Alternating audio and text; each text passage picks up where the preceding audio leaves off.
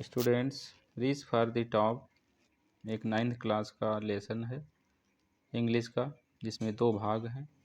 पहले भाग की हिंदी इसमें दिखाई गई है, जिसमें कहा गया है संतोष यादव जो दुनिया की एकमात्र महिला हैं जिन्होंने माउंट एवरेस्ट की यात्रा की है, वो भी 2 बार माउंट एवरेस्ट पर चढ़ी हैं। हरियाणा के एक रेवाड़ी ज़िले के एक छोटे से गांव जेनिवास के एक संपन्न जमींदार परिवार में इनका जन्म हुआ था। संतोष का एक रूढ़िवादी समाज में जन्म हुआ था, जो एक यादव परिवार था, जहां बेटियों से अधिक बेटों को प्राथमिकता दी जाती थी। परिवार में उसका स्वागत किया गया, लेकिन फिर भी जो है उसका स्वागत बहुत अच्छे ढंग से किया गया, क्योंकि वह छठी संतान थी और 5 बड़े भाइयों की इकलौती बहन थी। जब उसकी माँ एक बच्चे की उम्मीद कर रही थी, तो एक पवित्र व्यक्ति ने, किसी साधु या सन्यासी वहाँ आए होंगे, उन्होंने बताया होगा और उसे एक बेटे को जन्म देने का आशीर्वाद दिया होगा। लेकिन सभी को आश्चर्यचकित करते हुए उसकी दादी ने कहा कि वह एक लड़की चाहती थी। लड़की का जन्म हुआ और उसे संतोष नाम दिया गया, संतोष यादव, जिसका अर्थ होता है शांति, संतोष। शुरुआत से संतोष थोड़ा विद्रोही थी। उसे ना तो पारंपरिक पोशाक पहनना पसंद था और ना ही जीवन के पारंपरिक पाठ्यक्रम का पालन करना। संतोष ने अपनी प्रारंभिक शिक्षा के लिए स्थानीय गांव के स्कूल में पढ़ाई की, लेकिन उसने सही समय आने पर सिस्टम से लड़ने का फैसला किया और सही समय आया जब वह 16 साल की हो गई। उनके गांव की ज़्यादातर लड़कियों की शादी 16 साल में होती थी, ऐसी परंपरा थी। जब संतोष के माता पिता ने भी उस पर ऐसा करने के लिए दबाव डाला, तो उन्होंने इसका विद्रोह किया। बजाय जल्दी शादी करने के लिए माता पिता के दबाव के कारण उसने अपनी पढ़ाई आगे बढ़ाने पर जोर दिया। उसके माता पिता को दिल्ली के एक हाई स्कूल में पढ़ने की इच्छा के लिए जो है देनी पड़ी, उनको भेजना पड़ा। उसके बाद जयपुर के महारानी कॉलेज में उच्च शिक्षा प्राप्त की।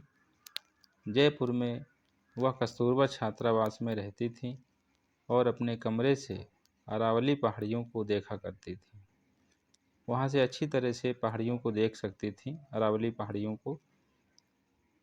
ग्रामीणों द्वारा इन पहाड़ियों पर चढ़ने से आकर्षित होकर गांव के लोग वहां चढ़ा करते थे, जिसको देखकर वो बड़ा आकर्षित होती थी। एक दिन उसने खुद मार्ग की जांच करने का फैसला कर लिया।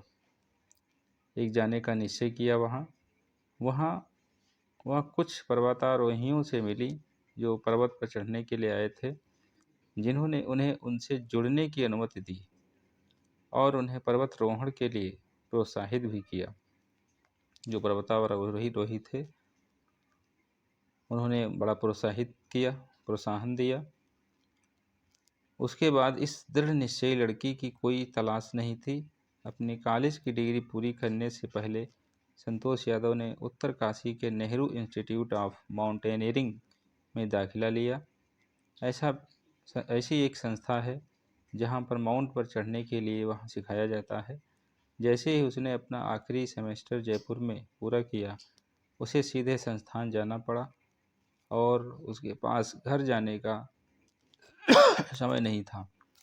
इसलिए उसने अपने पिता को पत्र लिखा कि संस्थान में शामिल होने से पहले उसकी अनुमति नहीं मांगी, इसके लिए क्षमा करें। इस प्रशिक्षण के दौरान वह प्रत्येक वर्ष अभियान के लिए जाती थी। उसका चढ़ना कौशल तेजी से परिपक्व हुआ, बहुत शीघ्र वो सीख गई। उसने ठंड और ऊंचाई के लिए एक उल्लेखनीय प्रतिरोध विकसित किया। एक लोहे की इच्छा, शारीरिक धीरज और एक अद्भुत मानसिक दृढ़ता के साथ संपन्न, उसने खुद को बार बार साबित किया। 1992 में 4 साल तक प्रशिक्षण के बाद वह माउंट को जीतने वाली दुनिया की सबसे कम उम्र की महिला बन गई। 22 साल की उम्र में एवरेस्ट पर चढ़ाई की। उसकी शारीरिक और मानसिक शक्ति ने उसके वरिष्ठों को, उसके जो बड़े अधिकारी थे, उनको प्रभावित किया, जबकि उसे टीम की भावना और दूसरों के लिए चिंता ने उसे उसके साथी पर्वतारोहियों के लिए प्रेरित किया। संतोष ने दक्षिण कर्नल पर गंभीर स्थिति में एक साथी पर्वतारोही को विशेष देखभाल प्रदान की, जिसे दुर्भाग्य से बचाया नहीं जा सका। हालांकि वह मोहन सिंह को बचाने में सफल भी रहीं, जो भी संकट में था उसके साथ अपनी ऑक्सीजन साझा करके। एवरेस्ट को स्केल करने के 1 साल से भी कम समय में उसे एक अन्य निमंत्रण मिला, जो भारत नेपाली महिला अभियान से कर्तव्य को दोहराने के लिए था। वह माउंट स्केलिंग में सफल नहीं। एवरेस्ट एक बार फिर दुनिया के शीर्ष पर तिरंगा फहराते समय संतोष ने एक भारतीय के रूप में अवर्णनीय गर्व का अनुभव किया। यह वास्तव में उसके लिए एक आध्यात्मिक क्षण था। पर्यावरण के लिए असाधारण चिंता दिखाते हुए उसने हिमालय से लगभग 500 किलोग्राम कचरा एकत्र किया और उसे अपने साथ वो लेकर भी आई। भारत सरकार ने उन्हें उनके अद्वितीय पर्वतारोहण कर्तव्यों के लिए जो कारनामे किए, उनके लिए पद्म श्री से भी सम्मानित भी किया। ऐसी थी हमारे देश की महान संतोष यादव। इसका दूसरा पार्ट है रीच फॉर द टॉप। तो इसी की हिंदी है। दुनिया के सबसे प्रसिद्ध टेनिस सितारों में से एक मारिया शारापोवा, जो दूसरा पार्ट इसका दिया गया है। सबसे प्रसिद्ध एक टेनिस सितारों में से एक थी मारिया शारापोवा के जीवन और करियर के बारे में संक्षेप में बताती है ये कहानी।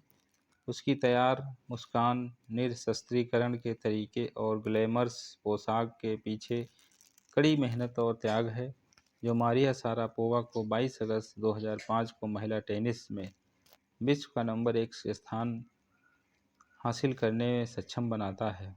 उनके वर्षों से परे साइबेरियाई बम किशोरों को सिर्फ 4 साल लगे पेशावर तक पहुंचने के लिए। शिखर 9 साल पहले एक भयंकर प्रतिस्पर्धात्मक दुनिया में तेजी से चढ़ाई शुरू हुई और कुछ स्तर पर कुछ बच्चों को सहन करने के लिए तैयार किया जाएगा। लिटिल मारिया ने अभी तक अपना 10वां जन्मदिन नहीं मनाया था जब उनके पिता यूरी ने उन्हें टेनिस में प्रशिक्षित होने के लिए अमेरिका लाए थे, तो वीज़ा प्रतिबंधों के कारण उनकी मां येलेना उनके साथ नहीं आ सकी। अमेरिका में उसने अपनी मां को बुरी तरह से याद किया, बहुत अधिक याद किया। उनके पिता भी उनके टेनिस प्रशिक्षण के लिए जितना संभव हो सके उतना काम कर रहे थे, इसलिए वह उनके देख भी नहीं सकती थी। लेकिन वह जानती थी कि उसकी बड़ी आकांक्षाओं के लिए बलिदान एक अपरिहार्य मूल्य था।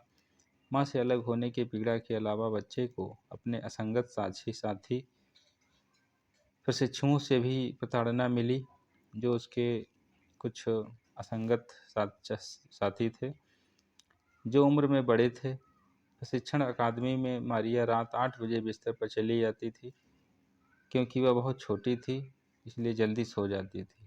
उसके साथी प्रशिक्षु जो उसके साथ सीखने आए थे, जो कि बड़े थे, रात 11 बजे और लौटते थे और उसे जगाकर उसे सुव्यवस्थित कर देते थे। मारिया ने उसे परेशान करने के बजाय इससे मानसिक शक्ति और दृढ़ संकल्प हासिल किया। यह मानसिक क्रूरता धीरे धीरे उनके व्यक्तित्व का एक लक्षण बन गई, जिसने उन्हें एक व्यक्ति और एक खिलाड़ी के रूप में मदद की। अगर टेनिस की दुनिया में गौरव की बुलंदियों तक पहुंचने में उसकी मदद करने में महत्वपूर्ण साबित हुई। उन्होंने 2004 में विंबलडन में महिला एकल का ताज हासिल किया और दुनिया की नंबर 1 टेनिस खिलाड़ी बन गई। मारिया अपनी यात्रा और बलिदानों के बारे में भावुक नहीं है, जो उसे अपने लक्ष्य को प्राप्त करने के लिए करना है। वह कहती हैं, मैं बहुत प्रतिस्पर्धी हूँ, मैं जो करती हूँ उस पर मेहनत करती हूँ, यह मेरा काम है। कड़ी मेहनत, समर्पण, मानसिक साहस ने शारापोवा के तेजी से सफल होने का मार्ग प्रशस्त किया। देशभक्ति की भावनाओं के साथ वह एक रूसी होने पर गर्व महसूस करती हैं। अमेरिका को उसमें सर्वश्रेष्ठ लाने के लिए आभारी है। वह ओलंपिक में अपने देश रूस का प्रतिनिधित्व करना चाहेंगी। मारिया को फैशन, गायन और नृत्य का शौक है, लेकिन वह अपना सारा ध्यान टेनिस पर केंद्रित करती हैं। वह टेनिस को एक व्यवसाय और एक खेल दोनों के रूप में मानती हैं, जिसने उसके जीवन में धन दिया है, जिसके द्वारा उन्हें बहुत अधिक पैसा मिला। उसका मुख्य उद्देश्य टेनिस खिलाड़ियों के रूप में चमकना है। यह आकांक्षा है जो लगातार उसके दिमाग में नियंत्रित करती है और उसे लगातार प्रयासों के लिए प्रेरित करती है। ये सेकंड पार्ट है इसका।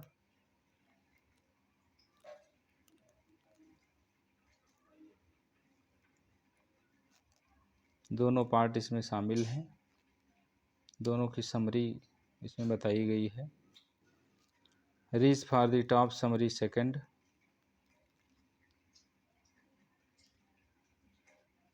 और reach for the top summary part 1।